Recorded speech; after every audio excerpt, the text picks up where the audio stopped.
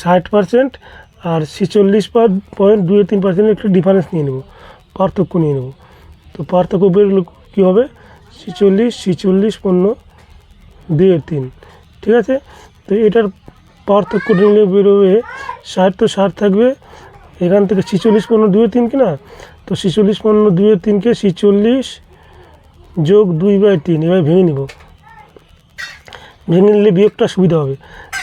ভেঙে নিলে পরে এখানে আসবে 14/2 -2/3, 14 - 2/3 থেকে গেলে 3 14 42, 42 থেকে 2 40, 40/3, তো 40/3 এটা হচ্ছে পার্সেন্ট, টোটালটা পার্সেন্ট হয়েছে হবে। তো এবার 40/3% মান কত দেওয়া আছে, 40/3% মান দেওয়া আছে হচ্ছে 4 লিটার, 4 লিটার, ঠিক আছে। তো আমাকে বের করতে হবে 100%, 100% বের করলেই তো কত ফুল কত জল আছে এটা বের করতে পারবো, ঠিক আছে। তাহলে ওপরে 4 হবে, নিচে হবে 40/3 × 100।